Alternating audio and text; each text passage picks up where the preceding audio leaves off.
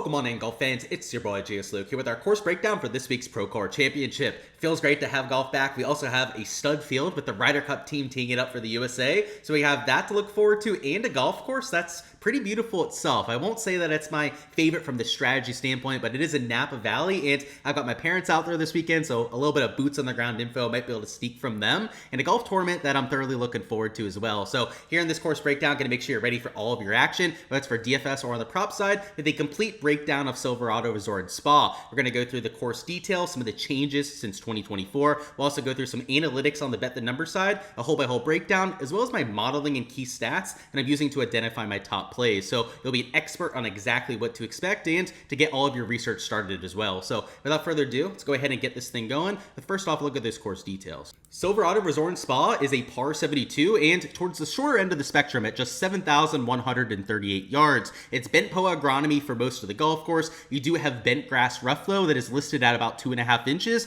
but unlike the Bermuda rough that we've had for a few of the recent events, it's not going to be nearly as sticky or as penal. So this week, the fairway percentage won't be as high because people aren't going to be worried about hitting it in that short stuff. And on top of that, you also have relatively narrow landing areas, which means that power can be rewarded this week. So if you're a bomber, you've seen those guys find success here, your Cam Champs of the world, but also your more accurate, shorter players like a Brendan Steele were really good at this golf course before they left for Live Golf. So I think it's a relatively fair course and one that makes sense for this part of the schedule. The green size is only 5,400 square foot per green, which is a little bit smaller than your PGA Tour average. So if you're coming out of that rough, it is going to be hard to hit the ball close unless it's going to be a little bit more of a damp week. There's a lot of bunkers out there, only 2 holes with water in play though. So unlike some of the TPC courses or even some of the recent tracks that we've had on tour, you're not going to see as many water balls, but we have had a few changes since the last time that we played there. And it wasn't a full-scale renovation or anything like that. Last time that was done was in 2011 by Johnny Miller, but they did flatten the par 3 tees. They did add 15 yards to hole number 15, and then the routing is also a little bit different. So a few tiny tweaks from what we had the last year, but really nothing I think is that's going to change the golf course that much. So in terms of the averages analytics over the last 3 years, these are going to be relatively useful. So the first thing worth noting is that dark red category here on the left, and that is going to be fairways and regulation. And as I was saying, you do have those narrow driving corridors, which does make hitting the short stuff tough, and it is about a 12% lower average than what we're used to seeing. And in fact, we use hardly any golf courses in the world where you have less than a fairway rate, less than 50%, which you can see it there at 47%. But the green rate higher than your PGA Tour average, which kind of highlights how short the course is and how non-penal that rough is. Even when you're only hitting out of the short stuff 47% of the time, you're hitting nearly 70% of your greens, which is significantly higher than your PGA Tour average course. But the greens in the around the green are pretty typical for what we would see. So your scrambling rate is pretty much at your PGA Tour average, maybe a hair higher than some of the other weeks. Your 3-putt percentage is almost exactly at the average as well. And then even your birdie and your bogey averages aren't too far off from what we're used to seeing. So it isn't that easy of a course. It isn't that more difficult of a golf course either. But off the tee wise, it is de-emphasized would be the best way to put it, because even your short players that have found success around here, it wasn't like they were hitting 80 to 90% of their fairways. It's more so that second shot and then the putting where you saw players separate in the top 10. In fact, if we take a look at the top 20 on Bet the Number over the last 3 seasons, got top 20 gained over a stroke per round on the greens, which is unheard of. I mean, even this 0.7 strokes the 2 years prior is still well above the averages that we see. Normally, when we have the dark green categories that are half a stroke into an entire stroke into the positive, it's this off the tee and on approach, which is not necessarily the case here. So this tells us that it is a bit of a putting contest. You get that at a lot of these fall series events, but approach play, off the tee play, also has to be there, right? These guys weren't slouches that were finishing in the top 20, about 0.7 strokes collectively with their ball striking last year, about a stroke collectively in 2023, and then just under a stroke collectively in 2022. So like I said, any kind of player can get the job done around here, and I think that really hammers it home. But some of the other analytics that we like to look at on here would be the driving aspect. The Bombers Paradise ranking is a 5.4 out of 10, which checks the box based on what we just said. There's only 10 driver holes, so that's part of the reason reason that it's not a higher ranking, but because not many people are hitting the short stuff to begin with, you're still going to get an advantage from hitting the ball longer, just not a massive one, right? That's why it's close to a 5 out of 10. And then the approach shot distribution is also relatively short. You're going to have a lot of shots from 150 yards and in. In fact, if you just look at these buckets towards the right, over 2/3 of your shots are going to be from 50 to 175 yards. So that is really what we're going to focus on later with our key stats. But you still have some long iron shots worth noting, especially on the longer par 5s with some of the shots from 225 plus.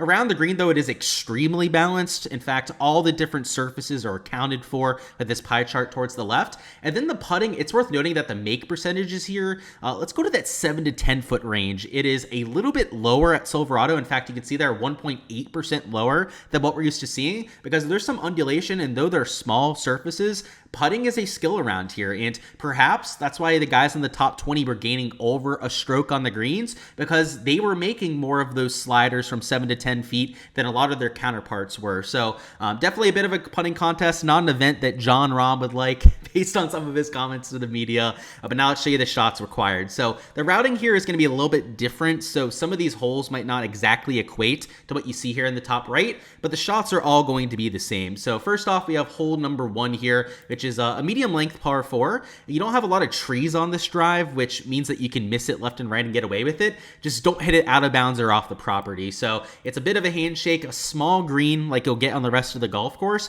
but you better get used to that. And even if you just hardly pull or hardly, fan out a shot, you're going to have an around the green shot here, which is why even though it plays to like a -10 to -21 here, you're still going to have around the green, because even your best iron players like Scotty are going to miss like 3 or 4 greens at least per round. Next up, you have 2, which is 243. It is maybe the hardest hole that you have on property, which is kind of crazy to have at number 2, but it is a long par 3. Worth noting, though, that they don't typically tip it out. A lot of times it plays closer to 200 to 210 yards, so maybe not as brutal as it looks like on paper. 3 is 427, a slight dogleg from right to left. This tee shot, you do have that tree-lined aspect down the right, so if you're going to miss, you'll see players shy towards the left, but because of the undulation over there, that's not a great miss either. So the result of that, because both sides have some penalty to it, you're going to see a lot of people taking less than driver, which is something that you'll see on quite a few holes around this golf course. Next up, we have 4, which is 413 yards. A little bit of a slightly easier drive, especially because it plays downhill, but once again, a little bit of shaping from right to left. The green here is extremely wide, but narrow to make up for that. 5 is your first par 5. It is also extremely reachable. The issue here is the tee shot. It is so hard to hit the fairway here. In fact, I think the fairway percentage is typically close to 30% at this hole, because it plays downhill and everything slopes from the right to the left side. So if you're going to hold the fairway, you've got to hit a big high cut and hope to not get a weird bounce towards the left. And a lot of people are going to end up in this left rough, which, depending on the angle and depending on the kind of hole that you have in these trees, you might be able to go for it. But this road, as you'd expect, is out of bounds. And if you end up hitting the tree or end up hitting a little bit of a fat one out of it, because you are hitting at a 2.5-inch rough, then you can easily hit the ball out of bounds. So you'll see doubles, you'll see triples at this hole. But if you hit the fairway, which is very difficult, it is probably the hardest fairway to hit in all the PGA Tour, you have like 200 yards in. So it is an extremely scoreable par 5 from that perspective. Next up, we have 6, which is 460 yards. It is a quote-unquote long par 4, at least for the standards of this golf course, but still a relatively straightforward one where I guess most people are looking for par, but you can make birdie if you're a bomber and you hit the fairway.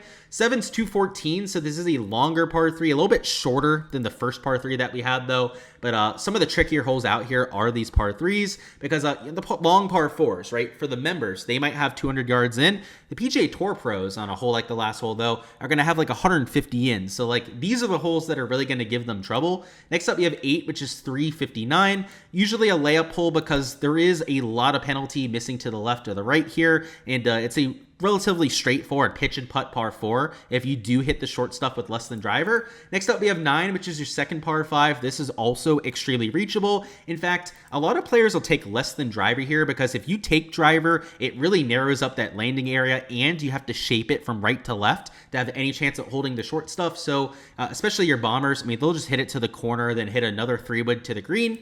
Next up, you have 10, which is 462. So definitely the harder side to start on would be 10, between 1 and 10. But this shot is still relatively pedestrian compared to a lot of these other tour courses. Like, these are the hard holes around here for the par 4s, and really going to have like 160, 170 in at the very most. Next up, we have 11, which is 186. You do have water in play here, but it is a shorter par 3 compared to the first two that we have on site. Next up is 12, which is 397, another short pitch and putt par 4. You're going to see a lot of less than drivers here as well, just because even if you hit a driver, it's still going to be a wedge in. And in fact, having the spin of a 100-yard shot as opposed to an 80-yard shot might actually be advantageous. 13 is 418, so another very similar hole. And this is why we all talk about wedges at Silverado, and why when we get to the key stats here in a second, we're going to be looking at a lot of shots from 150 in, but yeah, the same kind of profile as like 4 or 5 holes already. 14 is the same exact thing, so we're not going to waste our time on it. I mean, it is pretty much the same thing, copy and paste. 15's 192, also has water in play, but is also a bit shorter, just like the last par 3 that we went through. 16's a par 5, very reachable. This is a little bit longer than the first 2 par 5s, but even for your shortest players in the field, you're getting it up near the green or at least on it. And then 17 would be 372. This is a dogleg from right to left. You can hit driver here, so this is a hole where people might choose to be a bit more aggressive, but it's only going to be when it's in a favorable wind direction, unless maybe you're a Rory McIlroy, but Rory isn't teeing it up this week, so we don't have to worry about that. And then finally, 18 is 580. This is the longest par 5 that we have on site, but even this one is still reachable. So you hit a good tee shot, you hit it in the short stuff, you're going to have a chance to get it on or at least close to the green. And yeah, the green here is maybe the hardest of the par 5s. It doesn't look like this front left runoff area is all that troublesome, but it's a little bit deeper than this overhead view gives it credit for. And if you guys remember Max Homa, he duffed the chip back to his feet and then ended up making the second one to win the event. So it's not a straightforward up and down to that front left pin location, but still a hole that you're looking to finish on with a birdie. So as you can see, a lot of shorter shots in. That's why you have a lot from 150 and in. And because you have so many layups off the tee, that's why you can't call it a bomber's paradise, right? Because sure, you're not going to have a lot of people hitting the short stuff like we have with this 47% rate, but it's also, you're going to be hitting less than driver anyways. You're not really hitting those 350-yard drives. So when we look at our comp course history and also our key stats for the week, you're going to see that it's pretty balanced. So the first thing we'll go through with our key stats would be form heading in. And because this is a golf course that is pretty fair, form I think is even more important for an event like this. And we have had a couple weeks off, which does add a little bit of variance to the form that we're looking at, but it's only been a half a month, right? It's not like we're in, January 1st, we've been dealing with a month to maybe month and a half break for all the players that we're dealing with. 2 weeks off, we still have a pretty good sense for how these guys are playing. So whether you're off the tee, approach, around the green, or the putting, you need to be looking at shots gained total heading into this event. But I will say that putting is more important at this course. So the putting, a little bit more important this week on most. And then also approach play is always really the number one key stat that I'm looking at when I'm looking at that recent form. So I'm looking at that over the last 24 rounds as well. But off the tees in there, same thing with around the green. But we're going to add on top of that with some of these stats towards the right. So on top of just form, to specifically look at this golf course, I've got 4 other key stats that I've incorporated. So first thing would be driving accuracy, which I think, especially for some of the par 5s, is important. Like the first par 5, I think is maybe the most glaring example of that. If you are an elite tier accuracy player, you can find an advantage around here. Now, do I think it's the end all be all? No, right? That's why we still have regular shots that gained off the tee in there. But if I was going to hone in on one specific kind of profile, I do like the accuracy guys, because we're going to get bombers by default this week, right? We've got the US Ryder Cup team in there, some of the studs, some of the best players in the world teeing it up. We're going to get them with the top end of our lineups. But when we're trying to find value plays or maybe long shots from the outright market or maybe some potential top 10, top 20 bets, if we're trying to do that on the sports books, driving accuracy is a good way to get there, because the surprise winners and the guys that have, routinely finished top 10, top 20 around here are players that are more plotters off the tee. So for example, if we sort by that category, we can find some of those players. David Ford's more of a smaller sample size guy. Same thing with a Paul Peterson, but in Andrew Putnam, he's, been pretty decent at this event. Last 2 years, maybe not so much, but did have that T44 the made cut last time out. But Ben Coles, Joel Damon, we give some extra credit to. Your Takumi Kanayas, your Emiliano Grillos, your Russell Henleys, all players are going to get a slight bump up, but it is just one part of the process. And truth be told, I have off the tee form weighed a little bit more than this driving accuracy. And then next up, we have scrambling rate, another way to add on top of that regular shots gained around the green, just to make it more well-rounded, right? Not just put ourselves on one specific category for that type of play. And because the greens are small here, only 5,400 square foot, even your best players, even your guys in contention that maybe even end up winning this thing, are going to miss like 3 or 4 greens per round. So the ability to get up and down, especially out of that 2.5-inch rough around the green, is something that I'm looking at this week. So guys like a Ben Griffin, some of your best around the green players on tour, like a Harris English and Andrew Putnam showing up again. Look at that. It's multiple categories now. Same thing with a Russell Henley there. Are also going to get a slight boost up. We also have to talk about the putting. So we have putting form. I mentioned that I was looking at that one a little bit more, but the shots game putting on POA/Bent is also something that I'm boosting up this week.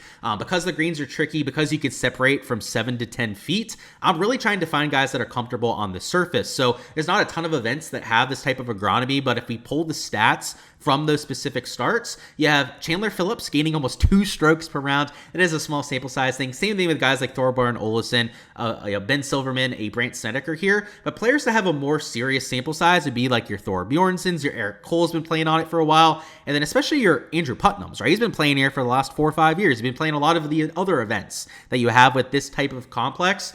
Justin Thomas, your more experienced players I'm really looking at for this, because if you're going to separate from the field in that 7 to 10 foot range, not only do you want the form, but also that familiarity. So just something to add on top of that regular stuff. And then also your approach play from 75 to 150 yards is extremely important here too. I mean, you saw that when we went hole by hole. Even if you're hitting a bunch of drivers, you're still going to have a lot of wedges. And I should say, especially if you're hitting a lot of drivers, you're going to have a lot of wedges. But even if you don't, even if you hit 3 woods to the corners, you're going to have something less than 150 yards on well over half of your shots. So adding some extra emphasis there is always a good idea. And Justin Hastings, amateur, small sample size guy, I think he might even be professional now, but used to be an amateur, young college stud coming up in the ranks. Same thing with Paul Peterson, but your Victor Perez's that are really good with their wedges. Matt Kuchar's been known for that his entire career. Jesper Svensson has the touch of I'm not even sure, touch of a surgeon, I guess, even though he's like 7 foot tall pretty much.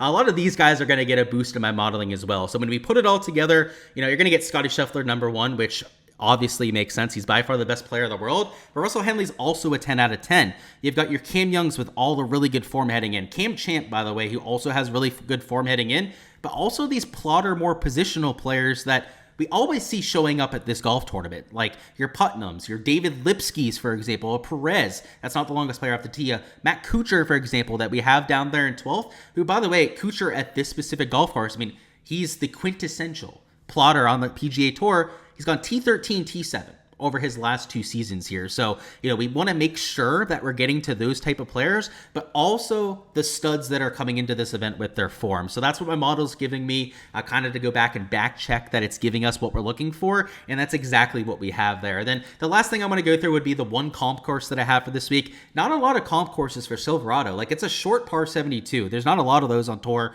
In fact, especially with the really, really low fairway rate, like you just hardly ever see that on any courses, especially with a short par 72. But the Pebble Beach Pro-Am, it doesn't have the same fairway rate, but it has that short par 72 aspect to it. So it is one of the few golf courses I think you can find that from. And because of the small greens there, you have some of the smallest greens on the PGA Tour. That's another thing that's similar. And also a lot of reliance on that putting. Now, the issue with it is that it's been a signature event the last few years. I mean, we have like all the studs playing. 2024 and 2025, but you go back to the year before that, 2023, 2022, 2021, when it was a regular tour event, we could use that crossover for a lot of this field. So even if you wanted to add shots gained Pebble Beach on top of this modeling, that would make a whole lot of sense as well. But that's essentially the kind of skill set that I'm looking for my players this week. It is very balanced, but a slight lean towards the guys that are more accurate. Alrighty guys, that is all I've got for this week's course breakdown. Go ahead, smash that like button if you guys haven't already, and also comment down below what you've got as a winning score for this week for a chance to earn a free month on my Patreon, which is where I'm posting all my projections for these events, both for DFS and on the prop side of things. I post every single underdog slip, every single prize pick slip that I enter,